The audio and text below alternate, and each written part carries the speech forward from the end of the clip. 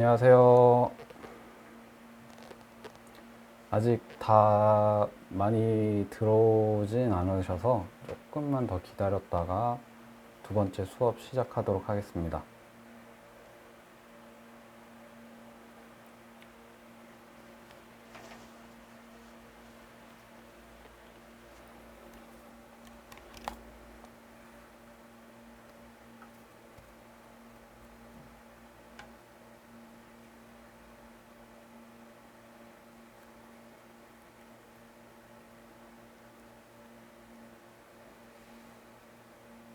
안녕하세요. 오세요.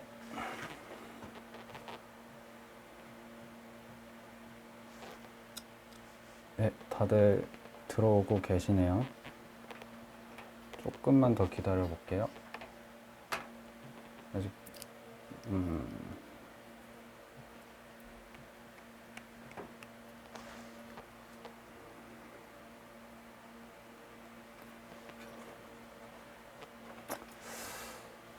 지금 5분 정도 들어오신 거죠? 5분. 조금만 더 기다렸다가 해볼까요? 들어오신 분들은 카메라를 켜주시겠어요? 제가 네네네, 감사합니다.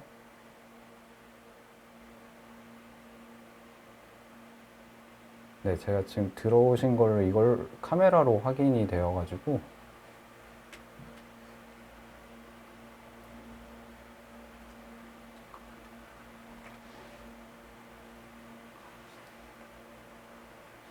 어서 오세요.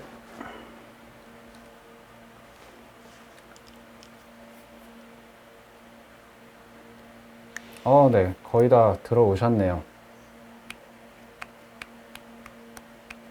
반갑습니다. 네, 그러면 오늘 지난번 수업에 이어서 두 번째 수업을 들어가 보도록 하겠습니다. 지난번 수업이 어떻게 괜찮았는지 궁금한데요. 나중에 그 수업이 다 끝나고 행사 시간이 있다고 들었는데 그때 한번 후기를 들어보도록 하고 오늘은 바로 수업을 들어가 보도록 하죠. 지금 제 화면이 수강생분들한테 보이고 있는 거죠. 네. 오늘은 주사위를 한번 만들어 볼 건데요. 지난 시간에는 컵을 만들었었죠. 그래서 오늘은 컵을 만들었었던 거 다음으로 주사위를 만들 건데 중점적으로 배울 것이 차집합. 그러니까 메쉬와 메쉬를 서로 부딪혀서 그 부딪힌 범위만큼을 빼주는 차집합 혹은 합집합, 이걸 배울 건데요. 그래서 그거에 적합한 소재로서 이제 주사위를 선택했고 오늘 주사위를 만들 생각입니다. 주사위는 기본 도형인 큐브를 꺼내서 한번 만들어 보도록 할게요. 자, 큐브를 한번 꺼내서 만들기를 시작해 볼게요. 저는 지금 제가 커스터마이징한 셀프를 쓰고 있는데 여기 폴리 모델링 가셔서 큐브 클릭하셔서 큐브를 선택하셔도 되고 최상단 바에 크리에이트에 있는 여기 메쉬 여기 폴리 모델링에 있는 큐브 선택하셔도 되고요. 그리고 지금은 쉐이더 모드인데 여기 쉐이더와 와이어프레임을 같이 볼 수 있는 와이어프레임 온 쉐이드를 하셔서 와이어프레임을 보면서 작업하시면 더 좋을 것 같습니다. 그리고 한 가지 더 팁이 있는데 지금 여기 와이어프레임이 계단식으로 깨지는 걸 보실 수가 있는데 이때 여기서 이 버튼을 눌러주시면 와이어프레임이 깨지지 않고 좀 더 반듯하게 표시되는 거를 확인할 수 있습니다. 이렇게 해서 작업하시면은 좀 더 깨끗한 화면으로 작업을 하실 수 있고요. 처음에 생성된 큐브의 크기가 너무 작으니까 큐브를 한번 좀 키워 볼게요. 한 5 정도로 큐브를 선택하시고 채널 레이어 에디터 박스 가셔서 스케일 X, Y, Z 모두 선택하시고 5 정도. 숫자는 수강생분들이 편하신 대로 하셔도 괜찮습니다. 네, 이렇게 하면 큐브가 커졌죠. 그리고 큐브의 피벗이 현재 큐브의 정 가운데에 위치해 있는데요. 저는 이 녀석을 밑바닥에 위치시켜 주신 다음에 위로 올려서 이 바닥을 형성하고 있는 0점 위로 올려서 작업을 해보도록 할게요. 이때 피벗을 어떻게 움직일 수 있냐면 큐브를 선택하고 알파벳 D 버튼을 눌러주면 피벗의 변화가 생깁니다. 이 D 모드는 피벗을 움직일 수 있는 모드인데요. 이때 가운데를 피벗의 가운데를 누르고 알파벳 V를 누르면 스냅이 걸린다고 표현을 하는데요. 큐브의 꼭지점이나 모서리에 이동이 됩니다. 그래서 D를 눌러서 피벗을 움직일 수 있게 만들어주고 V를 눌러서 최하단의 엣지에 가게끔 마우스를 드래그하면 저절로 착 가서 달라붙는 것을 확인할 수 있어요. 이렇게요. 엣지여도 되고 꼭지점이어도 되고 일단 밑면에 피벗을 움직이고 싶은 거기 때문에 이렇게 해주시고 다시 한번 D를 눌러서 이동하는 모드를 꺼주시고 이번에는 X를 눌러 볼게요. X는 또 다른 스냅 포인트인데요. 이 모는 종이처럼 되어 있는 이 그리드를 기준으로 스냅을 걸어줍니다. 제가 움직여서 예시로 보여드릴게요. 스페이스바를 눌러서 프론트 뷰로 가볼게요. 이 친구는 미리 만들어 놓은 건데 하이드하고 지금 피벗이 큐브의 맨 밑바닥에 위치해 있는데 X를 누르고 피벗을 위로 드래그를 하면은 이 그리드의 박스 한 칸 한 칸씩 이렇게 움직이는 걸 확인할 수 있습니다. 네. 그래서 이렇게 움직이게 되면은 큐브를 그리드의 0점에 맞춰서 밑면을 0점에 맞춰서 반듯하게 놓을 수 있습니다.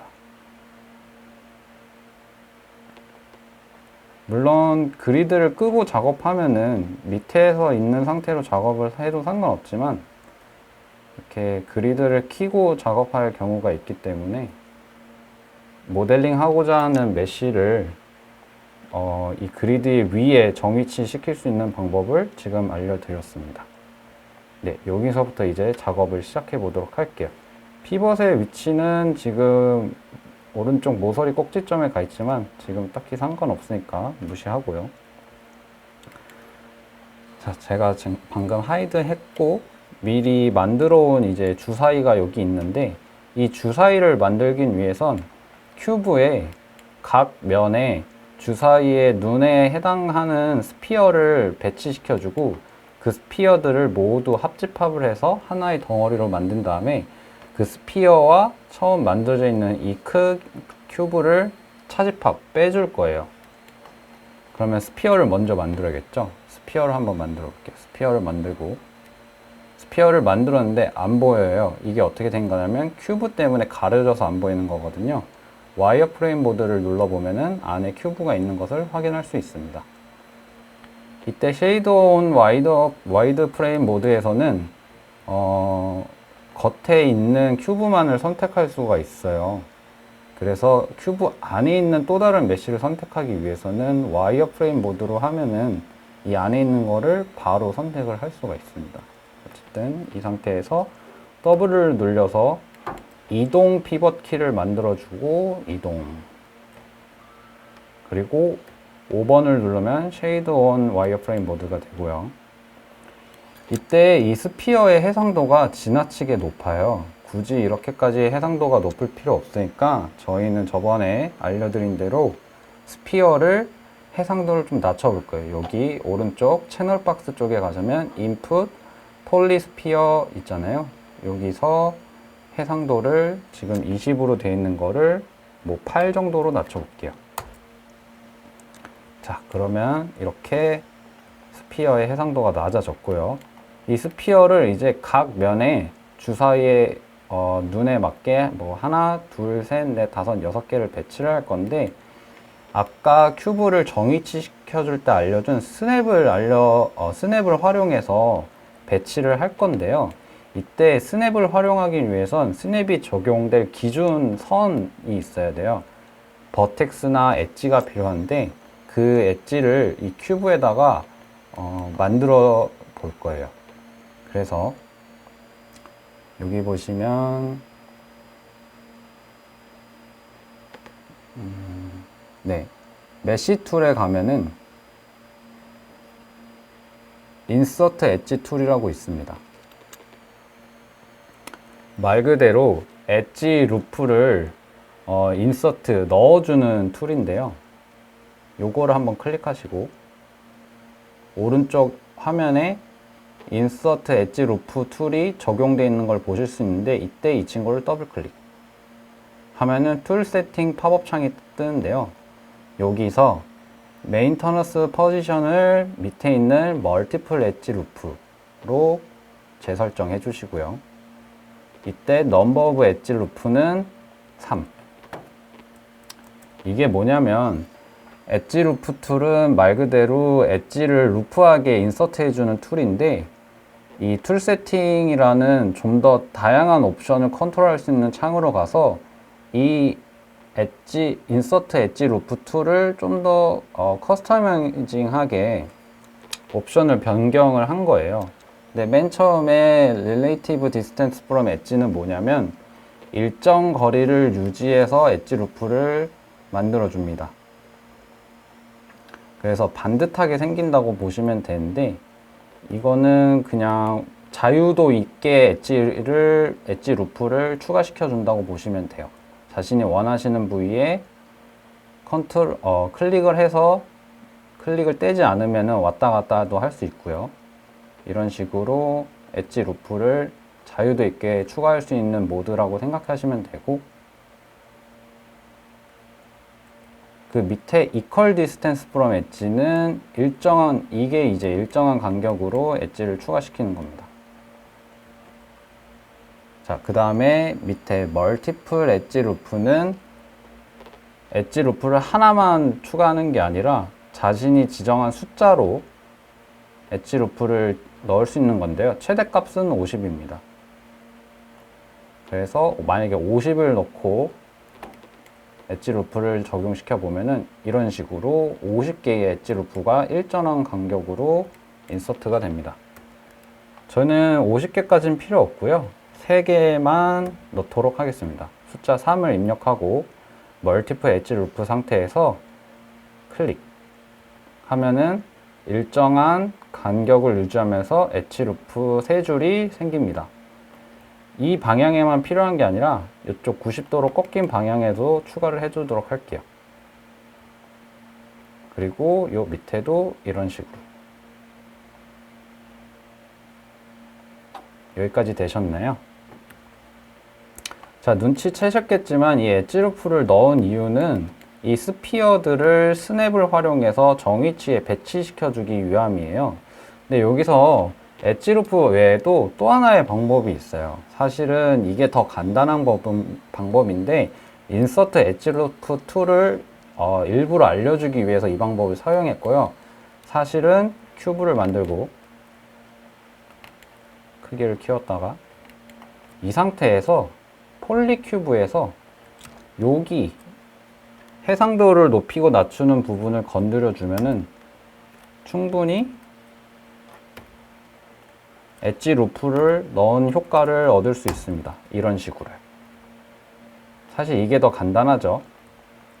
그런데 저는 지금 엣지 루프 툴이라는 기능을 인서트 엣지 루프 툴을 알려드리고 싶기 때문에 굳이 이 방법으로 사용해서 스피어가 적용될 기준을 만들어 것을 보여드렸습니다. 어떤 방법을 사용하든 상관이 없지만 좀 더 빠른 방법을 사용하는 게 모델링의 시간을 줄이는 효율적인 방법이겠죠. 그렇지만 저는 이걸 알려드리기 위해서 이렇게 방법을 썼고, 자, 그럼 인서트 엣지 루프 툴을 이용해서 기준점을 만들어줬다면 이번에는 미리 만들어 놓은 구 형태의 스피어를 위치 이동을 시켜 볼게요. 스피어를 클릭하고 W키를 눌러서 위치 이동 피벗을 만들어 준 다음에 아까 알렸던 스냅키 중에 X 말고 V를 눌러주시고 V를 꾹 누른 상태에서 V를 누르면 이 사각형이 동그랗게 변하죠. V를 눌러준 상태에서 클릭 드래그 하면은 버텍스로 스피어가 이동되는 것을 확인할 수 있습니다. 이거를 스냅을 걸어준다, 스냅이 걸렸다 라고 표현을 합니다. 이렇게 위치를 시켜주신 다음에 크기가 좀 크죠? 스피어의 크기를 0.5 정도로 줄여볼까요? 채널 박스에서 스케일 XYZ를 모두 선택하신 다음에 0.5로 줄여볼게요. 0.5. 0.5 조금 작은 것 같아요. 다른 숫자 입력하셔도 되는데요. 저는 한 0.7 정도로 해보겠습니다. 네. 0.7. 이때 스피어의 각도가 이 각도가 아닌 J를 눌러서 E를 눌러서 로테이트 피벗 모드로 하고 J를 눌러서 꺾어줄게요. 자, 이런 식으로 배치가 되면 나중에 분리할 수 있습니다. 이게 왜 그런지는 조금 있다가 설명을 드리도록 하고요. 지금 한가운데 배치한 스피어와 같이 이런 식으로 스피어가 배치되게 모델링을 해 주시길 바랍니다.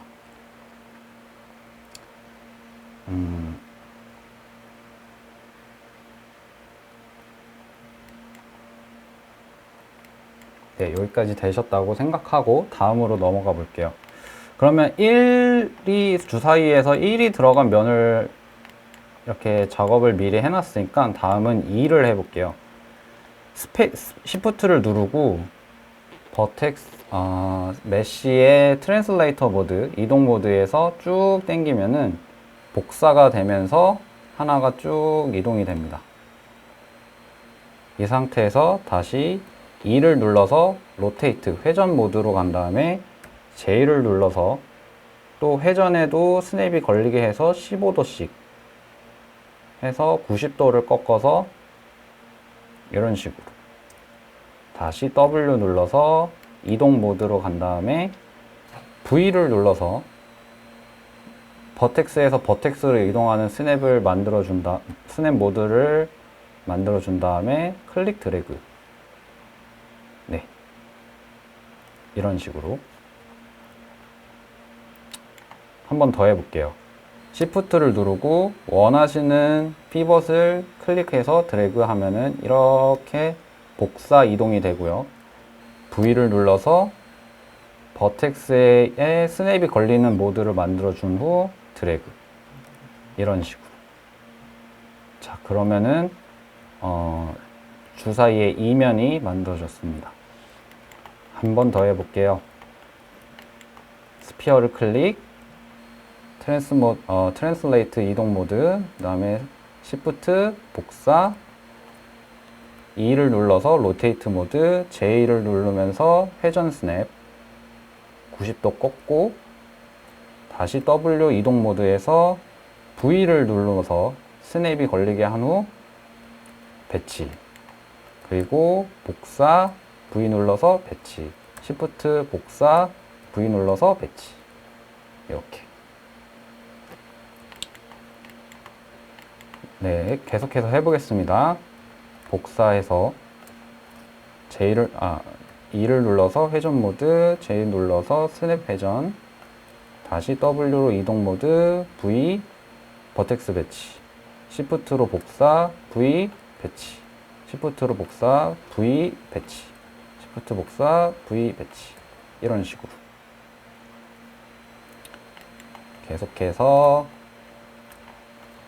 시프트 복사, E 눌러서 회전 모드 간 다음에 J 눌러서 스냅 회전 15도씩, 그래서 90도 꺾어주고, W 이동 모드에서 V 배치, 시프트해서 V 배치, 시프트 해서 복사해주고 V 눌러서 버텍스에 정위치 시켜서 배치, 시프트 배치.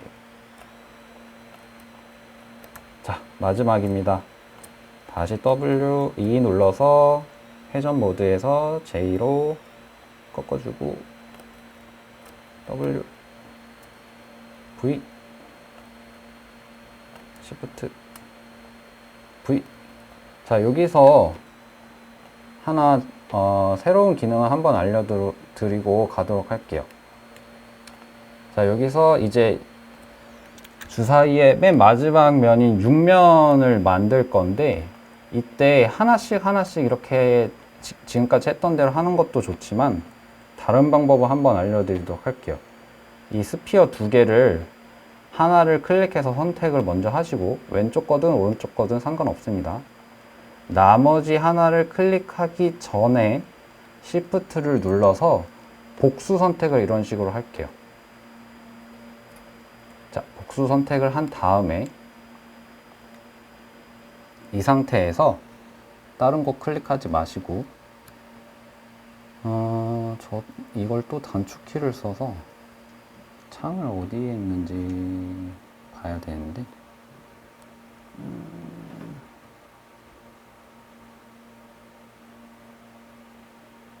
어우, 못 찾겠다. 죄송해요. 이때 Shift 우클릭을 해주시면은 여기 컴바인이 있습니다. 아마 요 위에도 있을 텐데, 어쨌든 메쉬를 선택하고 Shift 눌러서 다른 메쉬를 또 선택해서 복수 선택을 한 다음에 Shift 우클릭. 이때 우클릭을 꾹 누르고 떼지 마시고요.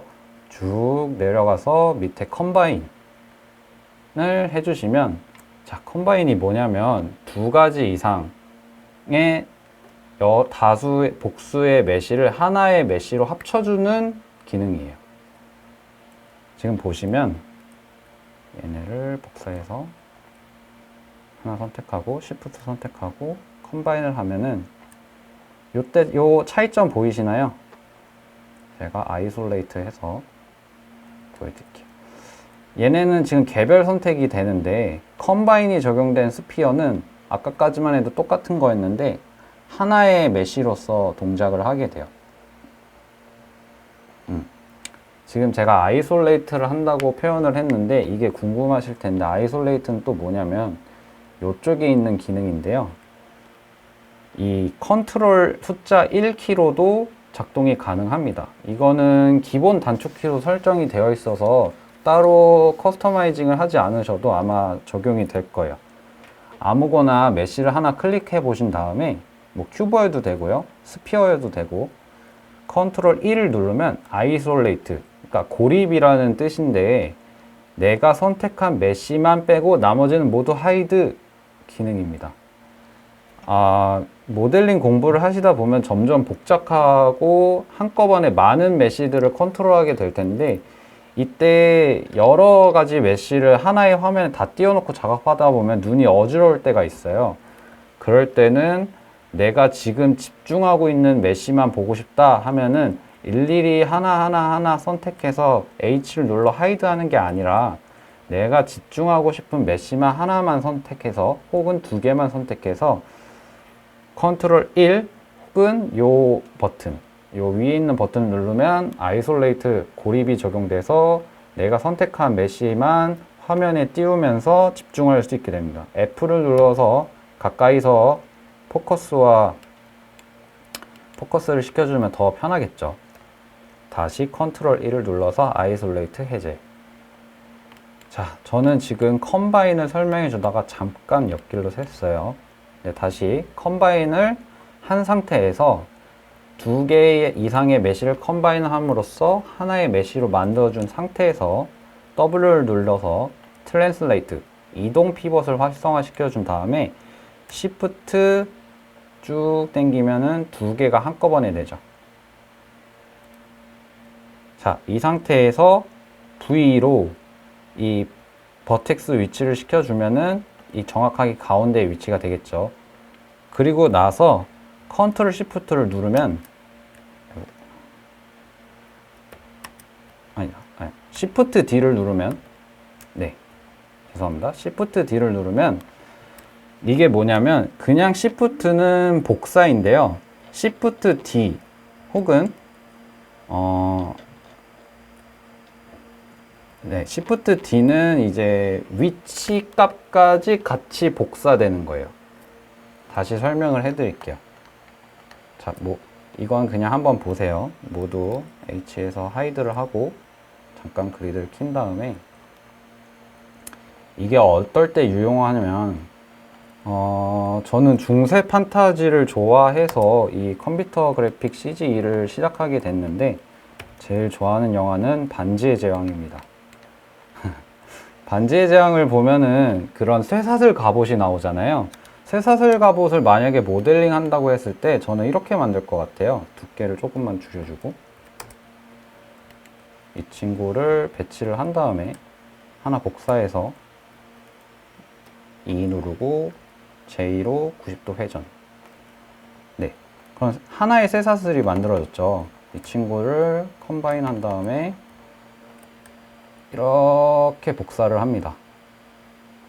그리고 복사한 상태에서 아무것도 건드리지 말고 Shift DDDDDDD Shift D가 그냥 Shift와 뭐가 다른지 이해가 되셨나요? 그냥 Shift는 개체를 단순 복사만 한다면 Shift D를 연속으로 누르거나 혹은 한 번만 누르면은 복사와 더불어 기존에 이동한 만큼 또 이동되면서 하나의 메시가 또 복사가 되는 겁니다. 그래서 다시 이 친구들을 이렇게 하고 얘네를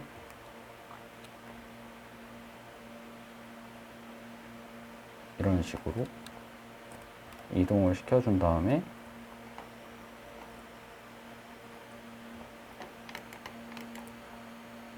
얘네를 한 번은 그냥 Shift 눌러서 이동만 하고 그 다음부터 Shift DDDDD 네, 이런 식으로 하면은 이 가운데 세운 얘네들도 다시 Shift D로 해주면 탑뷰로 가서 가는 게 빠르겠네요.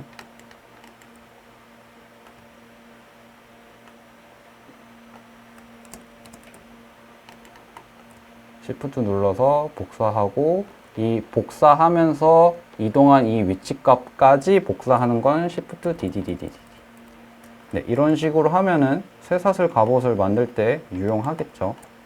네, 요런 기능, Shift D의 기능이 어떨 때 쓰이는지 설명해 주기 위해서 조금 옆길로 샜고요. 이 Shift 기능 또한 알아두시면은 여러 면에서 쓸모가 있을 겁니다. 그래서 다시 한 번 더 설명을 해드리면 하나로 만들어 놓은 스피어 두 개가 있죠. 이 친구를 복사한 다음에 V를 눌러서 원하는 위치에 배치시켜 주고 처음의 위치에서부터 복사한 위치까지 또 반복을 시켜주기 위해서 Shift D 네, 그러면 이렇게 완성이 됩니다. 근데 이 스피어 6개가 들어가는 면은 스피어의 크기가 좀 커서 겹치는 것 같아요. 제가 요거는 좀 줄일게요. 근데 줄여야 되는데 얘네 두 개가 지금 하나로 합쳐져 있기 때문에 이 상태에서 줄이게 되면은 예를 들어 0.8로 적용되면은 이 피벗의 위치를 기준으로 쭉 작아지기 때문에 이런 식으로 제가 정해놓은 이 선에서부터 벗어나게 될 거예요. 그러면 여기서 하나로 합쳐져 있는 스피어를 다시 분리를 해 볼게요. 이것 또한 Shift, 우클릭, 우클릭을 떼지 말고 쭉 내려가면은 아까 했던 Combine 그 위에 Separate가 있습니다. Separate는 분리라는 뜻인데요. Separate를 눌러주시면 이 친구가 이렇게 개별적으로 분리가 다시 됩니다. 이때 눈여겨볼 점이 메쉬를 선택했을 때 피벗의 위치인데요. 피벗의 위치가 메쉬와 좀 동떨어져 있죠. 원래는 메쉬를 하나 생성을 하게 되면 메쉬의 정가운데 피벗이 위치하게 되는데 지금 이 친구는 두 개의 메쉬가 하나로 합쳐졌다가 다시 분리가 됐기 때문에 정신을 잃은 상태라고 보시면 됩니다. 피벗이 지금 메쉬의 정가운데를 잃어버린 상태예요.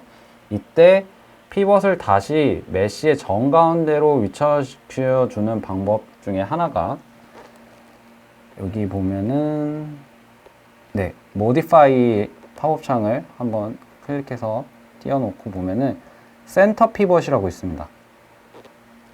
센터 피벗을 누르면 여기 길을 잃어버린 피벗의 위치가 해당 메시의 정 가운데로 이동하는 것을 확인할 수 있습니다.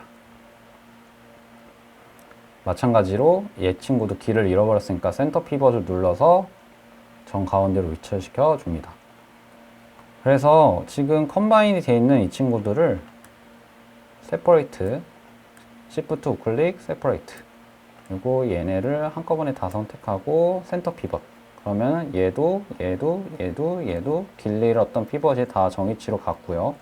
한꺼번에 선택한 다음에 스케일을 0.8 정도로 하면은 각각의 피벗을 위치를 기준 삼아서 스케일이 줄어듭니다. 아까랑은 다르게 줄어들죠.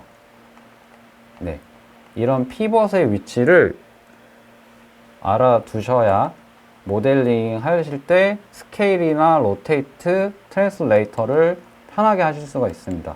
추가적으로 한 번 더 설명을 해보자면 이 새로 만들어 온 스피어로 예를 들자면 D를 눌러서 피벗을 움직이게 만들어 준 다음에 다시 D를 눌러서 로테이트를 하면은 이런 식으로 돌겠죠. 피벗을 기준으로 이동하니까. 원래 같으면 이렇게 돌던 스피어가 피벗의 위치가 변경되었다는 이유만으로 로테이트가 다른 방식으로 지금까지와는 다른 방식으로 적용이 됩니다. 그래서 메쉬를 컨트롤할 때는 항상 피벗의 위치를 유념해 둘 것.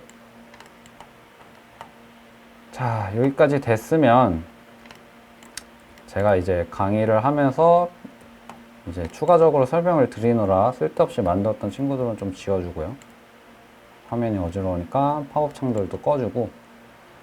자, 여기까지 되셨을까요? 큐브를 만들고 루프 엣지 혹은 여기서 폴리큐브에서 카운트를 줘가지고 세 줄을 넣어줍니다. 각 면에 총 세 방향에서 들어가야겠죠. 세 줄을 넣어주고 이 세 줄을 만들어준 이유는 기준점을 만들기 위해서고, 기준점이 필요한 또 이유는 주사위에 눈을 표현하기 위해 스피어를 배치시킬 건데 이 스피어가 정위치에 깔끔하게 배치시키기 위해선 스냅을 할 거고, 스냅의 기준점이 필요해서 엣지 루프를 넣어준 거다. 그리고 Shift 키와 그 다음에 V로 스냅과 그 다음에 Shift D 키를 이용해서 스피어들을 각 면의 개수에 맞게 1부터 6까지 배치시켜 준다.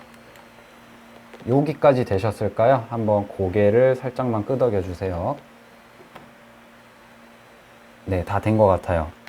그러면 마우스 왼쪽 클릭해서 전체 선택 한 다음에 컨트롤 눌러서 큐브를 클릭.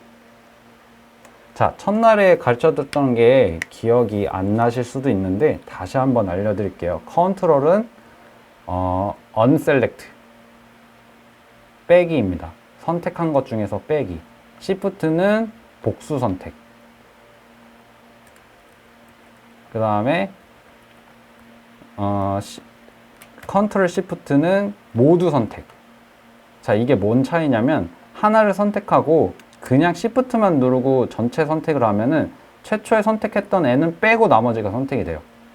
근데 아니야, 난 이게 아니야, 난 모든 걸 그냥 다 선택하고 싶어. 그럴 때는 이제 무조건적으로 전체 선택하고 싶을 때는 컨트롤 Shift하고 드래그. 그럼 이 박스 안에, 드래그 박스 안에 있던 메시들은 모두 선택이 됩니다. 자, 그럼 다시 돌아가서 컨트롤에서 큐브만 빼줍니다. 이걸 알려드리는 이유는 이 스피어들만 선택을 하고 싶은데, 물론 Alt 좌클릭을 해서 화면을 패닝하면서 하나하나 이렇게 Shift를 눌러서 해도 돼요. 되지만 우리는 모델링을 빠르고 효율적으로 해야 되기 때문에 전체 선택하고 컨트롤에서 큐브만 빼면은 모든 스피어들이 선택되는 것을 확인할 수 있죠. 이 상태에서 Shift 우클릭, 그 다음에 컴바인.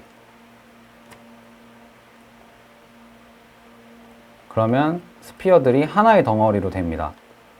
여기까지 되셨을까요? 아까는 하나하나 개별적으로 움직일 수 있었던 스피어들이 이제는 한 덩어리가 돼서 움직이게 되면은 이렇게 하나의 메쉬로 움직입니다.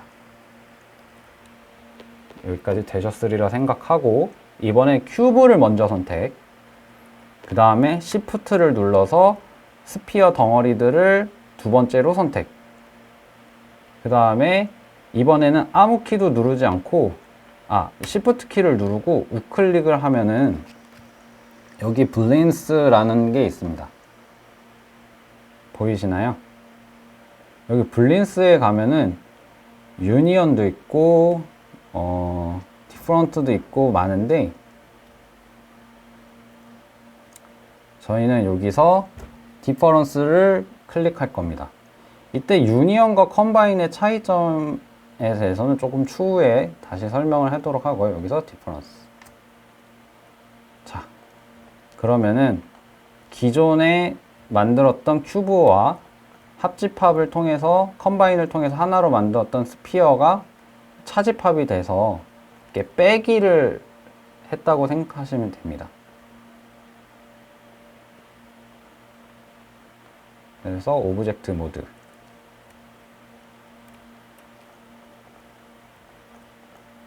여기까지 되셨을까요?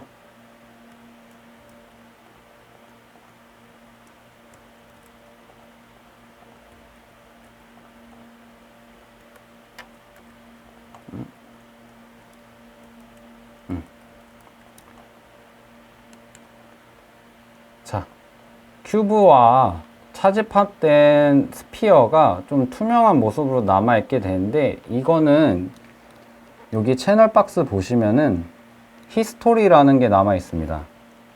제가 방금 지웠는데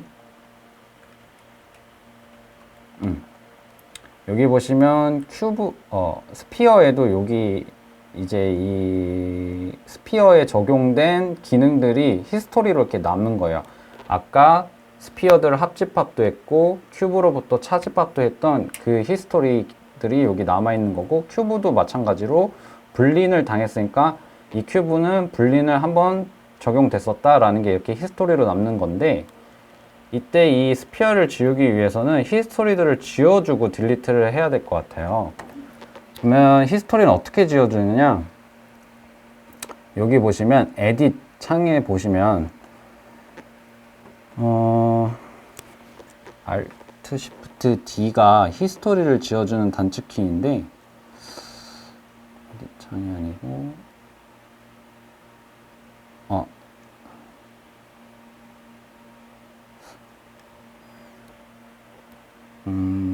제가 또 어디 창에 배치됐었는지는 까먹었는데, 단축키로는 일단 Alt Shift D입니다. 해서 히스토리를 지우고자 하는 메쉬를 클릭한 다음에 Alt Shift D를 눌러주시면 오른쪽에 있던 히스토리가 지워지는 것을 확인할 수 있습니다. 그 다음에 스피어도 이렇게 히스토리가 잔뜩 쌓여 있죠. Alt Shift D로 히스토리를 모두 날려줍니다. 네, 그러면은 깔끔하게 스피어만 없애고 큐브만 남길 수 있습니다. 자, 이렇게 되면 완성이 된 것 같은데 여기서 끝이 아닙니다. 저희는 넙스 모델링이 아니라 폴리곤 모델링을 하고 있어요. 첫날에 잠깐 설명을 드렸었는데, 폴리곤 모델링은 이제 다각형 모델링인데요. 이때 사용할 수 있는 다각형이 모든 N각형, 그러니까 모든 다각형을 쓸 수 있는 건 아니고 삼각형과 사각형, 특히나 사각형만을 쓸 수 있는데요. 삼각형은 특수한 경우에만 조금 쓸 수 있다고 생각하시면 좋을 것 같아요. 삼각형이 섞여도 사실 상관은 없지만 이따가 설명해 드리겠지만 지금 설명해 드리겠지만, 사각형 이상의 오각형, 육각형들은 저희 모델링 다음에 메타버스에서 캐릭터들이 움직이고 사물들이 움직이는 건 애니메이션 작용이 있는데요. 그 다음에 FS라고 해서 특수효과 순서도 있어요. 예를 들어 내가 어떤 유리병을 모델링 했는데 유리병이 깨지는 것을 메타버스에서 구현을 하고 싶으면은 특수효과 시뮬레이션 팀에서 이제 작업을 해야 되는데, 이때 폴리곤이 사각형이나 오각형이나 육각형이 있으면은 에러가 발생이 됩니다. 그렇기 때문에 저희의 폴리곤 모델링은 사각형으로만 구성되어 있는 메쉬를 기본으로 합니다. 자, 그래서 제가 작업이 끝이 아니라고 설명드린 이유는 스피어를 큐브에서 차집합을 했을 때 생기는 이 사각형 이상의 오각형, 육각형들을 수정을 해야 되기 때문이에요. 지금 보시면 엣지가 하나, 둘, 셋, 넷, 다섯, 여섯. 이 페이스는 육각형이죠. 이 메쉬는, 이 오브젝트는 아직 덜 완성된 메쉬입니다. 저희는 그래서 이거를 토폴로지라고 하고, 이 면들이 정렬되어 있는 상태, 이어져 있는 상태를 토폴로지라고 표현하고, 토폴로지가 완벽하지 않은 거를 완벽하게 만들어주는 작업을 리토폴로지라 그래요. 그래서 저희는 지금 리토폴로지 작업을 해야 되는 상황입니다. 이때 유용하게 쓰이는 게 요 멀티컷. 멀티컷이라는 툴인데 여기 폴리 모델링 맨 끝쪽에 위치해 있고요. 멀티컷을 눌러주시면은 자기 마음대로 엣지를 추가시켜주는 기능인데 끝에 버텍스의 저절로 엣지 아무데나 클릭하고 쭉 떼지 마시고 드래그를 하다 보면 버텍스의 저절로 이렇게 스냅이 걸립니다. 그래서 버텍스에 한번 스냅이 걸리고 이어주고자 하는 곳에 엣지를 클릭하고 쭉 드래그하면 이런 식으로. 그 다음에 이 작업을 끝내고 싶다 하면은 우클릭 하면 엣지가 이렇게 생기고 육각형이었던 페이스 면이 두 개의 사각형으로 나뉘는 것을 확인할 수 있습니다. 자, 숫자 1면 곧부터 할게요. 멀티컷을 활용해서 꼭지점, 꼭지점, 우클릭, 꼭지점, 꼭지점, 우클릭, 꼭지점, 꼭지점, 우클릭, 꼭지점, 꼭지점, 우클릭. 이런 식으로. 요 작업을 반복을 해주셔야 되는데요. 얘만 아이솔레이트 해서 이번엔 두 번째 칸으로 가볼게요. 꼭지점, 꼭지점, 우클릭, 꼭지점, 꼭지점, 우클릭 하시다가 만약에 실수로 엉뚱한 곳에서 이런 식으로 멈춰버리면은 여기는 사각형이 됐지만 여기는 오각형, 그리고 사각형이었던 멀쩡히 있던 면까지 엣지가 하나, 둘, 셋, 넷, 다섯 이런 식으로 돼서 잘못 멀티컷을 사용했잖아요. 이때는 우클릭, 엣지 모드, 그때 F10번으로 알려드렸죠. 그 상태에서 잘못된 엣지를 선택한 다음에 딜리트 키를 눌러주시면은 다시 작업을 할 수 있습니다. 근데 이때 엣지는 지워졌는데 엣지가 남기고 간 흔적이 있어요. 이게 무슨 소리냐? 이 상태에서는 안 보이는데 버텍스 모드로 가보시면은 여기 엣지가 있던 곳에 엣지는 지워졌지만 엣지의 끝에 이제 버텍스가 하나 남고 말았어요. 그래서 버텍스 모드로 돌아가서 버텍스도 하나 선택하고 이 친구도 지워줘야 돼요. 이런 식으로. 네. 이 폴리곤 모델링에서 사각형이냐 아니냐 혹은 사각형 이상의 페이스가 있느냐 없느냐는 굉장히 중요한 작업이기 때문에 신경을 써서 작업을 해줘야 됩니다. 그래서 멀티컷을 이용해서 드래그 꼭지점 꼭지점 우클릭 꼭지점 꼭지점 우클릭.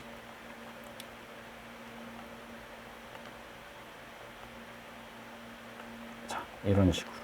자, 이 작업을 하다 보면은 조금 빨리 할 수 있는 방법이 없을까라는 생각도 드는데요. 저 같으면은 그러면 이렇게를 선택하고 Shift를 눌러서 다중 선택하고 이 상태에서 그 물음표 왼쪽에 있는 키가 있어요. 이 점키. 얘를 Shift 누르고 화살표 방향 키죠. 점키이자 화살표 방향 키인데 이 친구를 눌러주면은 이런 식으로 자신이 선택한 메쉬에 바로 한 칸 옆에 있는 것까지 한꺼번에 선택, 이런 기능이거든요. 반대로 쉼표, 그러니까 반대 방향 화살표 키를 누르면은 한 칸씩 빠져요. 다시 점키 화살표 키를 누르면은 한 칸씩 선택.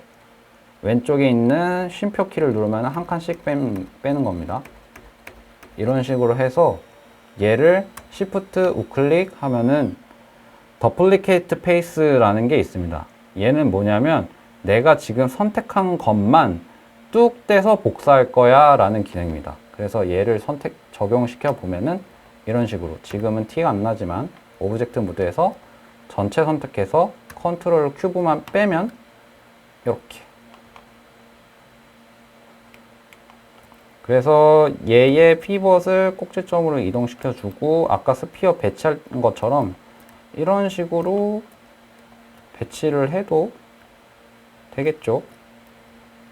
다만 다이스의 1번 칸, 2번 칸만 이게 될 것 같고 3번 칸에서부터는 또다시 수정을 해야 될 것 같아요. 어차피 네, 서로의 영역을 침범하죠. 그래서 같은 방법이 지루할 때라면은 내가 이걸 굳이 계속해서 반복하는 것보단 하나의 모듈을 만들어 놓고 얘를 복사해서 붙여넣기 해서 작업을 빠르게 하는 방법도 있다 라는 걸 알려드리기 위해서인데, 지금은 세 번째 칸부터는 또 다르게 형태가 바뀌기 때문에 그냥 멀티컷을 활용해서 작업을 하도록 하겠습니다. 이 부분이 살짝 지루할 수도 있지만 제가 이걸 알려드린 이유는 리토폴로지가 굉장히 중요하고 똑같은 스피어를 개수만 다르게 해서 차집합했을 뿐인데 각 면마다 리토폴로지 하는 방법이 조금씩 다르다는 거를 알려드리기 위해서예요. 자, 이렇게 하고 끝나냐? 그게 아니죠. 왜냐면 여기가 지금 오각형이니까, 이 네 개는 오각형이니까 한 칸 뚫렸을 때랑 두 칸 뚫렸을 때는 이런 식으로 토폴로지를 짰으면 되는데 여기서는 같은 방법으로 했어도 이 가운데 스피어 구멍이 하나 더 있기 때문에 또 다른 방법을 생각해야 돼요. 저는 그냥 멀티컷으로 여기서부터 통과해서 반대쪽까지 쭉 당기면은 여기가 사각형이 되죠.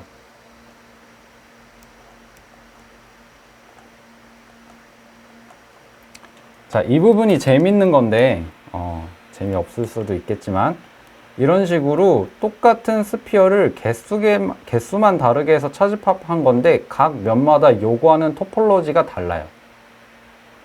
네, 요거를 알려드리기 위해서, 요거를 경험시켜 드리기 위해서 주사위를 선택했고, 이번에는 네 번째 칸으로 넘어가서 토폴로지 해볼게요. 네 번째 칸은 아마 정석대로 하면 될 것 같아요. 정석이란 건 없지만 첫 번째 눈과 두 번째 눈에서 했던 것처럼 똑같이 하면 될 것 같습니다.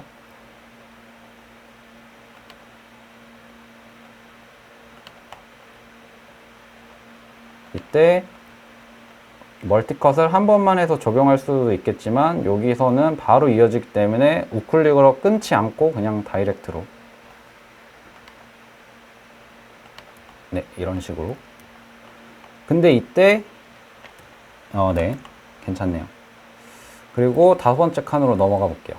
다섯 번째 칸은 네 번째 칸이랑 했을 때랑 똑같은데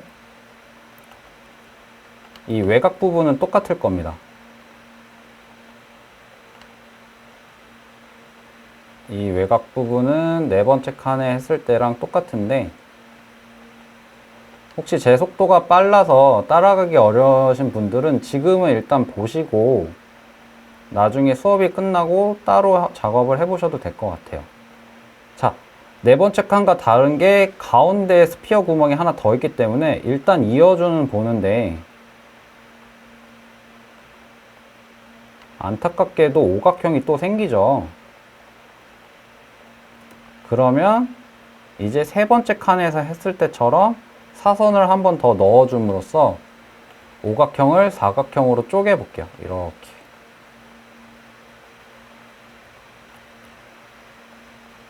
네, 오각형이 사각형으로 두 개로 쪼개지면서 오각형이 없는 면이 됐습니다. 자, 마지막으로 구멍이 6개 뚫려 있는 면입니다. 여기도 외곽부터, 컨트롤 Z를 활용해서 잘못 그렸다면 실행 취소를 해주세요. 자, 육각형이 조금 어려울 거예요. 머리를 굴려볼까요? 왜냐면 여기서 이렇게 했었던 게 지금 이쪽에 맞받아쳐줄 버텍스가 없기 때문에 사각형이었던 게 오각형이 돼버려요. 그래서 저는 얘를 일단은 이렇게 이어져 보겠습니다. 이렇게 함으로써 생겨난 하나, 둘, 셋, 넷, 다섯, 여섯. 이 육면체는 조금 이따 컨트롤 하도록 하고요. 일단은 이런 식으로 친구들을 이어주고요. 그리고 여기는 대각선. 여기도 대각선으로 해도 되겠어요. 대각선. 그리고 여기도 이어주고. 네, 이게 지금 재밌는 상황인 거예요. 계속 같은 말을 반복드리지만 똑같은 스피어를 개수만 차이점을 둬서 차집합을 했는데 리토폴로지의 적용 방법은 각 면마다 요구하는 바가 달라서 머리를 써야 되는 상황이 발생이 됩니다. 이런 식으로요. 그래서 3D 모델링은 크게 두 가지로 나뉘는데 크리처 모델링 하나는, 두 번째는 하드 서페이스 모델링이라고 하는데, 크리처 모델링은 괴물, 용, 사람 이런 유기체 모델링을 하는데 지금 가르쳐 드리고 있는 마야가 아닌 지브러시라는 또 다른 3D 모델링 툴에서 주로 작업을 하고요.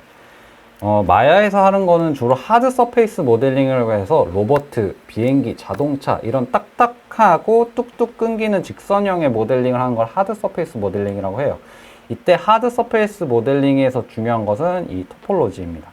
물론 크리처 모델링에서도 토폴로지는 중요합니다만 이 하드 서페이스 모델링에서 복잡한 하드 서페이스를 모델링 할수록 이런 차집합과 합집합이 반복이 될 텐데 이때마다 서로 단순한 형태였다가도 그 두 가지가 만나서 차집합을 하게 되면 이런 식으로 토폴로지를 고민을 해야 되는 경우가 많습니다.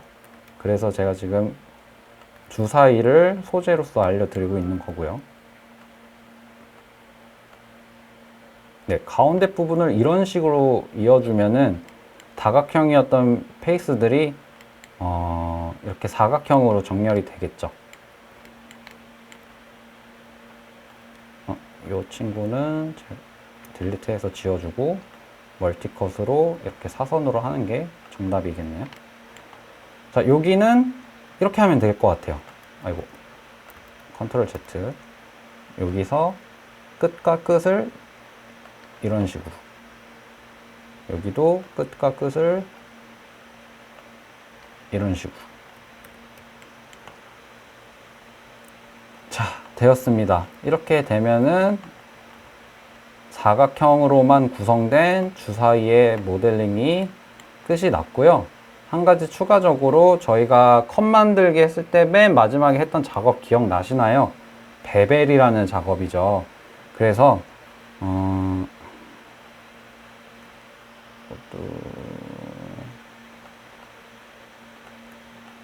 제가 맨 처음에 하이드 했던 아이솔레이트 해놨나? 네, 이 친구처럼 지금은 얘가 3번 모드인데 3번 모드를 했을 때도 끝이 쪼여 있어서 형태적으로 이쁜 주사위를 만들기 위해선 베벨을 넣어줘야 됩니다. 이 친구는 아직 베벨이 들어가 있지 않죠. 그래서 3번 모드가 적용이 되면은 이런 식으로 끝이 많이 뭉툭해지죠. 그래서 베벨까지 넣는 작업을 할 건데 우클릭 엣지 혹은 F10번을 눌러서 엣지 모드를 선택한 다음에 엣지를 누르고 Shift 더블 클릭 하면은 원래 같으면은 여기서 Shift 더블 클릭하면은 이 첫 번째 칸에서 끝 번째 칸까지 한꺼번에 선택이 될 텐데 여기서는 Shift 더블 클릭을 해도 뚝 끊기죠. 그 이유는 이 사선으로 들어간 엣지 때문에 연결이 되지 않는다고 판단을 해서 여기서 끊기는 겁니다. 그래서 이렇게 두 칸씩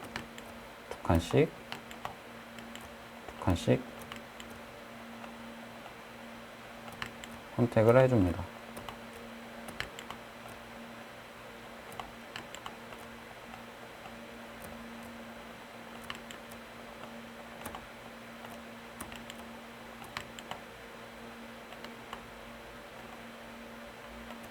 여기도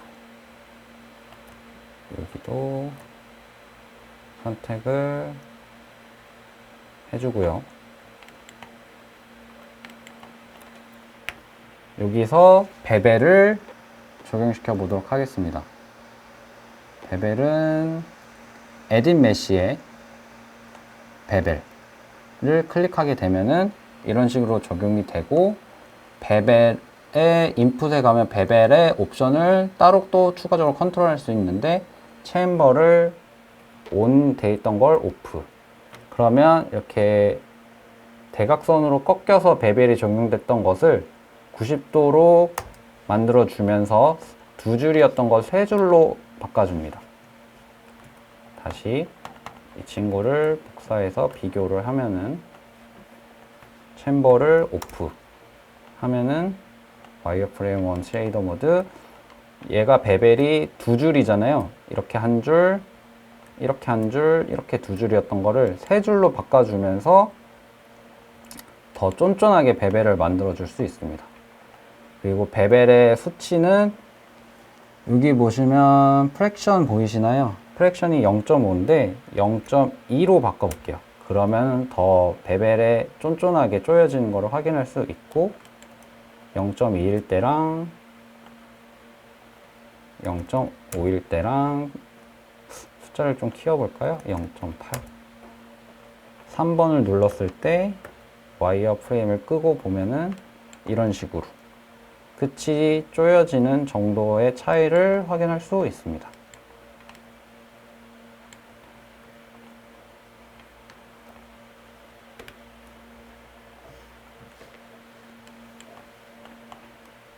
네, 이렇게 해서 오늘 주사위 모델링을 해보았는데요.